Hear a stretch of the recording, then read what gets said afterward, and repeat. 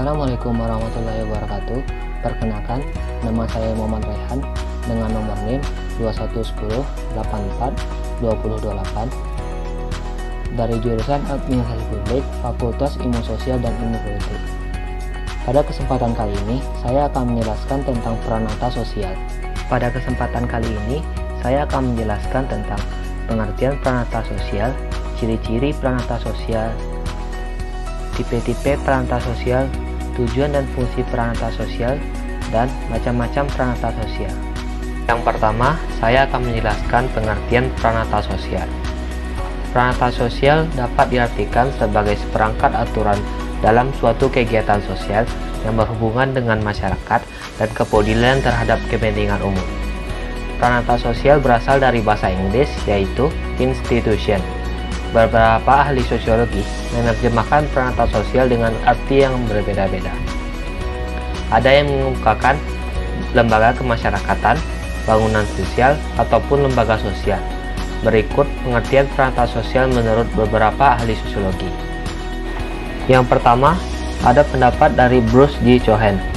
Menurut pendapatnya, peranata sosial adalah sistem pola-pola sosial yang tersusun rapi dan bersifat permanen serta mengandung perilaku-perilaku tertentu yang kokoh dan terpadu untuk memuaskan dan memenuhi kebutuhan. Yang kedua, ada pendapat dari Leopold von Weiss dan Howard Becker. Menurut pendapat mereka berdua, peranata sosial ialah suatu jaringan dari proses-proses hubungan antara manusia dan juga antara kelompok manusia yang berguna untuk dapat memelihara hubungan-hubungan dan juga serta pola-polanya yang sesuai dengan kepentingan manusia dan juga kelompok. Yang ketiga, ada pendapat dari Joseph S. Ruchek dan Roland L. Warren. Menurut mereka, peranata sosial adalah pola-pola yang mempunyai kedudukan tetap untuk memenuhi berbagai kebutuhan manusia yang muncul dari kebiasaan-kebiasaan dengan mendapatkan persetujuan dan cara-cara yang sudah tidak dipungkiri lagi untuk memenuhi konsep kesejahteraan masyarakat dan menghasilkan suatu struktur. Selanjutnya, saya akan menjelaskan tentang perbedaan peranata sosial dengan lembaga sosial. Institution atau peranata adalah sistem norma atau aturan yang menyangkut suatu aktivitas masyarakat yang bersifat khusus. Sedangkan institut atau lembaga adalah badan atau organisasi yang melaksanakannya. Yang kedua, lembaga sosial merupakan wadah atau tempat dari aturan-aturan khusus. Wujudnya bisa berupa organisasi atau asosiasi. Contohnya, sekolah, masjid, dan KUA. Yang ketiga, peranata sosial adalah suatu sistem tata kelakuan yang mengatur perilaku dan hubungan antara anggota masyarakat agar hidup aman, tentram, dan harmonis. Jadi, peranan peranata sosial sebagai pedoman kita berperilaku supaya terjadi keseimbangan sosial. Peranata sosial merupakan kesepakatan tidak tertulis, namun diakui sebagai aturan tata perilaku dan sopan santun pergaulan. Contoh, kalau makan tidak berbunyi atau bersuara.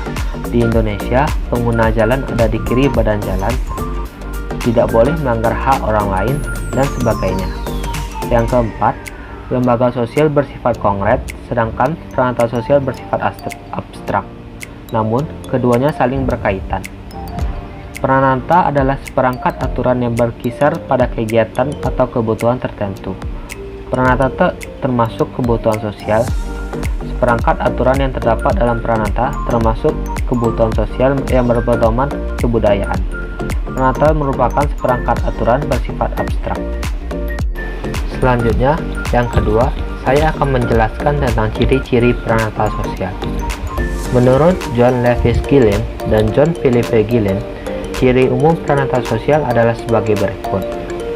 Yang pertama, peranata sosial merupakan suatu organisasi pola pemikiran dan pola perilaku yang terwujud melalui aktivitas kemasyarakatan dan hasilnya terdiri atas adat istiadat, tata kelakuan, kebiasaan, serta unsur-unsur kebudayaan yang secara langsung atau tidak langsung tergabung dalam suatu unit yang fungsional.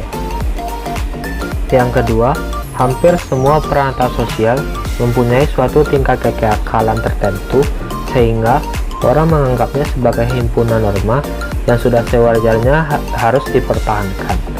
Suatu sistem kepercayaan dan aneka ragam tindakan baru akan menjadi bagian pranata sosial setelah melewati waktu yang sangat lama.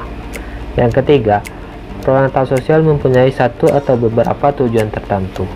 Yang keempat, pranata sosial mempunyai alat perlengkapan yang digunakan untuk mencapai tujuannya.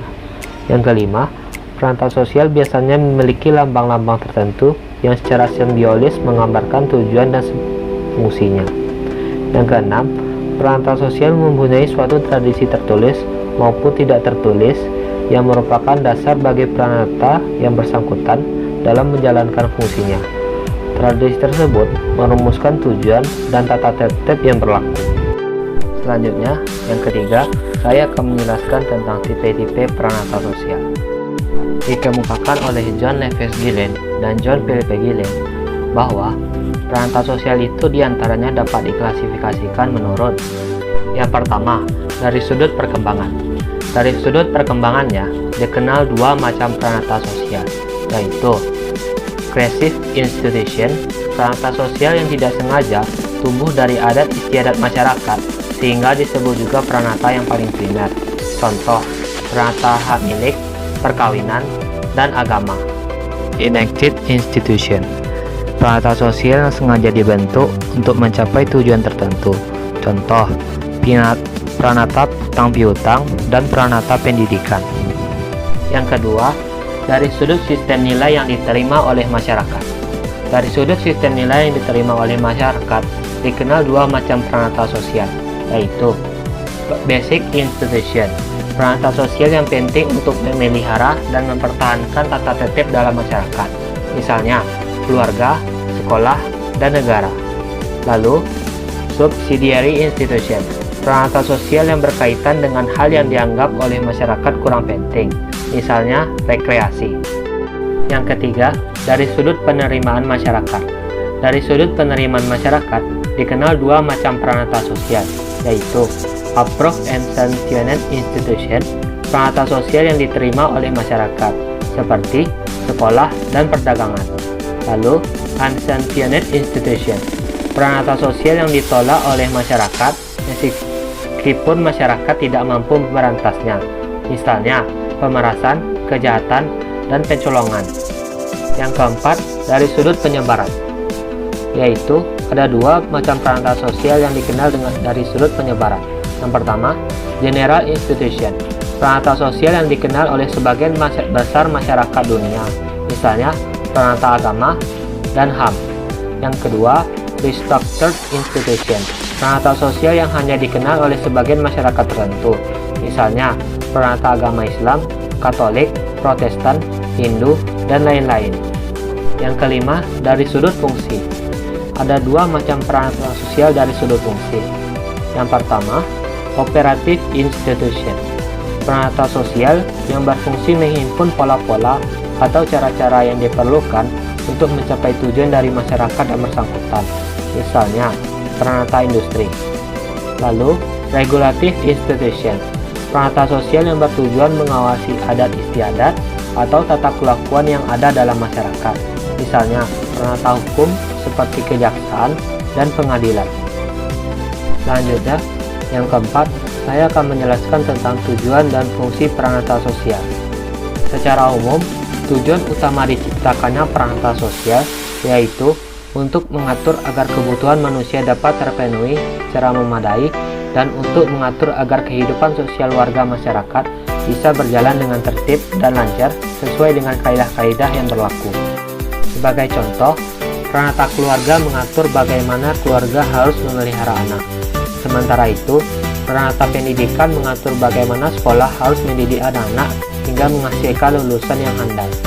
Tanpa adanya pranata sosial, kehidupan masyarakat nyaris bisa dipastikan bakal porak-poranda, karena jumlah prasarana dan sarana untuk memenuhi kebutuhan manusia relatif terbatas.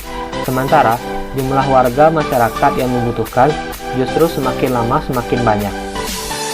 Menurut Sorjono Sukanto, pranata sosial di dalam masyarakat harus dilaksanakan dengan fungsi-fungsi berikut. Yang pertama, memberi pedoman pada anggota masyarakat tentang bagaimana bertingkah laku atau bersikap di dalam usaha untuk memenuhi segala kebutuhan hidupnya. Yang kedua, menjaga keutuhan masyarakat dari perpecahan atau disintegrasi masyarakat. Berfungsi untuk memberikan pegangan dalam mengadakan sistem pengendalian sosial atau bisa disebut social control. Selanjutnya, yang kelima, saya akan menjelaskan tentang macam-macam peranata sosial.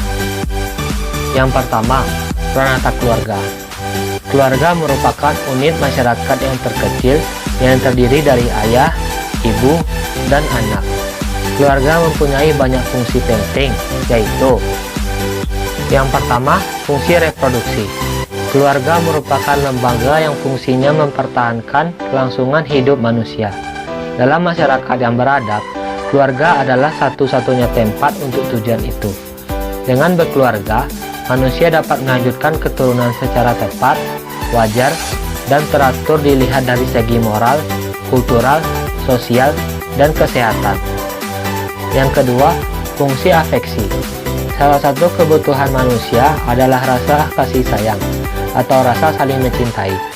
Apabila kebutuhan kasih sayang tidak terpenuhi, keluarga akan mendapatkan gangguan emosional, masalah perilaku, dan kesehatan fisik. Yang ketiga, fungsi sosialisasi. Keluarga merupakan tempat sosialisasi pertama dan paling utama bagi anak, sehingga kelak dapat berperan dengan baik di masyarakat. Keluarga sebagai media sosialisasi, kelompok primer yang pertama bagi seorang anak, dan dari situlah perkembangan kepribadian dimulai. Pada saat anak sudah cukup umur untuk memasuki kelompok atau media sosialisasi lain di luar keluarga, fondasi dasar kepribadian anak sudah tertanam secara kuat, dan kepribadiannya pun sudah terarah dengan baik melalui keluarga. Fungsi ekonomi. Keluarga berfungsi untuk memenuhi kebutuhan ekonomi anggota keluarganya. Untuk memenuhi kebutuhan ekonomi keluarga, semua anggota keluarga melakukan kerjasama. Pada umumnya, seorang suami melakukan kegiatan ekonomi untuk mencukupi kebutuhan-kebutuhan keluarga, sedangkan istri berfungsi mengatur keuangan dan belanja keluarga. Selanjutnya, yang kedua, peranata ekonomi. Peranata ekonomi adalah peranata sosial yang menangani masalah kesejahteraan material, yang mengatur kegiatan atau cara berproduksi, distribusi, dan konsumsi barang dan jasa yang diperlukan bagi kelangsungan hidup masyarakat, agar semua lapisan masyarakat mendapat bagian yang semestinya. Fungsi peranata ekonomi yaitu: yang pertama, memelihara ketertiban; yang kedua, mencapai konsensus; yang ketiga, meningkatkan produksi ekonomi semaksimal mungkin. Contoh dari peranata ekonomi adalah bertani, industri, bank, koperasi, dan sebagainya. Yang ketiga, peranata politik.